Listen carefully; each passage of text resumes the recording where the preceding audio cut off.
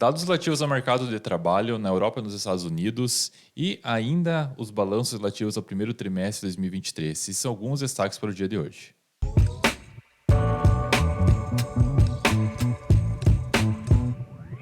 Bom dia a todos, sejam bem-vindos a mais um vídeo na Valorama, 10 minutos de economia. Hoje, quarta-feira, dia 3 de maio. Sejam todos bem-vindos. Meu nome é Jader Giacomelli, especialista de investimentos aqui na casa. E vamos dar início a saber, a conhecer tudo o que está movimentando os mercados e a economia no dia de hoje. Você que não é inscrito no nosso canal, fica o nosso convite a fazer a subscrição e também dar aquele joinha no vídeo que nos ajuda muito. Pois bem, vamos lá então. Sem muitas conversas, vamos dar um rápido giro no mundo, vamos ver o que está acontecendo no mundo afora. Temos várias informações aqui a serem trazidas.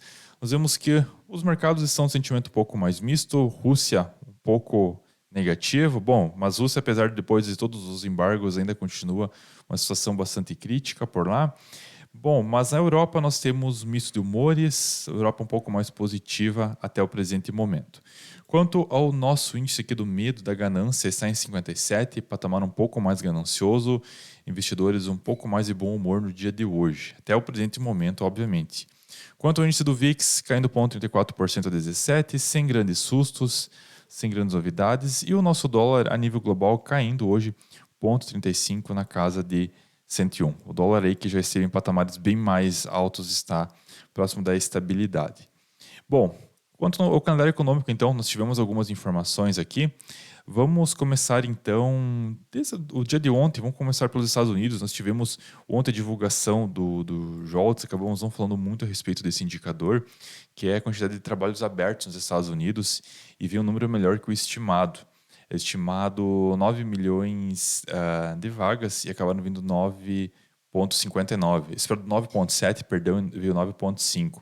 Temos até aqui o gráfico demonstrando que esse indicador aqui demonstrou um desaquecimento na sua... Enfim, nós já tivemos uma criação menor de trabalhos em relação a períodos anteriores. E hoje nós tivemos a informação do ADP Payroll, que acaba sendo um software lá nos Estados Unidos, que também acaba retratando a situação da criação de empregos por lá. É esperado a criação de 148 mil e veio 296 mil, veio bem acima do esperado. E claro que nós teremos o dado oficial na sexta-feira agora, então essa semana certamente vai ser marcada por dois fatos. Primeiro, que eu acabei esquecendo de falar, que hoje é super quarta, porque nós teremos a decisão das taxas de juros no Brasil e nos Estados Unidos, e nós já vamos falar um pouco mais a respeito disso, e do payroll na sexta-feira, que trará mais detalhes de como a economia está se comportando. Então, vemos até os dois indicadores prévios da sexta-feira, um foi muito positivo, o outro acabou sendo um pouco mais negativo. Bom, dando sequência aqui então, nós teremos então hoje, como comentado, né, a decisão da taxa de juros lá nos Estados Unidos, e há uma expectativa do mercado de 85% de chances de que o juro seja mantido entre 5% ou que venha aumentar 5,25%. Inclusive tem até um meme que comenta um pouco mais a respeito disso, né, de que ou aumenta 0,25%, que 0,25%, ou no caso basis points, e pode vir a acabar por comprometer o mercado, o sistema financeiro norte-americano. Quem nos acompanha sabe que falamos já a respeito dos bancos regionais que vêm apanhando bastante, que vêm sendo penalizados, ou ele simplesmente para de subir os juros e pode escutar ainda mais o tema da inflação, que ainda não está totalmente controlada. Então, realmente é uma decisão bastante difícil hoje para os legisladores, para as pessoas que estão na frente dos bancos centrais. E, acima de tudo, o Powell, que, querendo ou não, o dólar ainda é a principal moeda do mundo. E então ele que é o capitão desse transatlântico, diríamos assim. É uma situação bastante tensa. E aqui temos alguns prognósticos, como o JP Morgan também, vendo aqui as possibilidades do que irá acontecer agora, nos próximos dias, e a reação do mercado. Então, o JP Morgan está achando de que vai ter uma subida e uma pausa da subida desses juros, em 55% de chance disso acontecer, e a reação do S&P para o dia hoje de subida entre 0,5% e 1%, caso isso venha a ocorrer. Né? Então, são prognósticos, são, entre aspas, achismos que o mercado vem enfrentando, vem dizendo. Bom, vamos falar um pouco mais aqui no Brasil também, já na sequência. Saindo agora um pouquinho dos Estados Unidos e indo para a Europa, nós também tivemos a divulgação dos dados de desemprego por lá. Se nós compararmos essa linha aqui, nós vemos que o desemprego por lá se mantém estável, em 6,5%, um dos níveis mais baixos que nós vemos aí nos últimos 25 anos, com certeza, pelo menos, né? E aqui também, principalmente o desemprego entre os jovens também está no patamar bastante baixo, bastante considerável. Claro que eu diria que teria muito mais a que melhorar, porque querendo ou não ainda é um indicador alto, mas perante toda essa pressão, todas essas incertezas que nós temos, o desemprego lá na Europa continua ainda em níveis aceitáveis.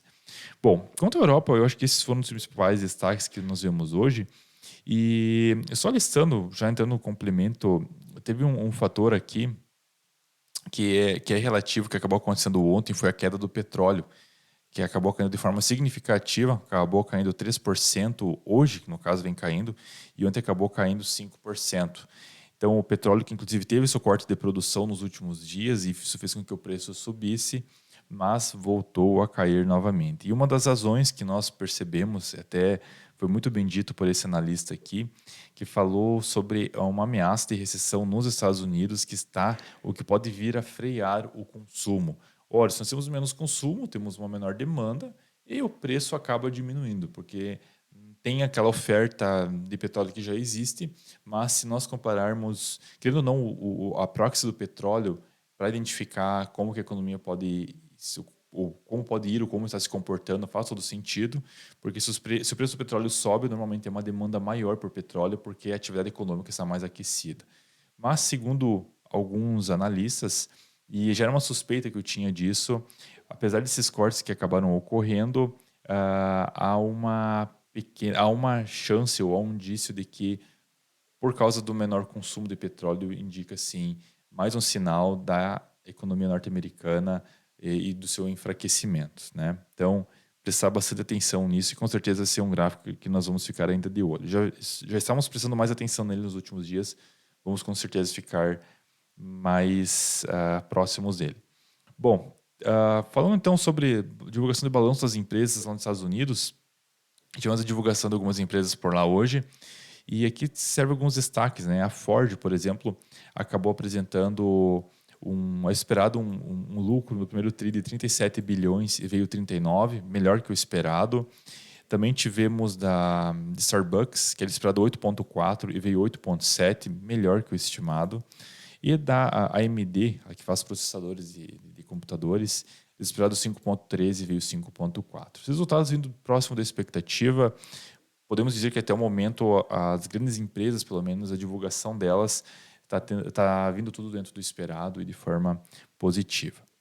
Bom, vindo aqui para o Brasil então, aqui no Brasil com certeza já é outro mundo, entre aspas, em outras palavras, né?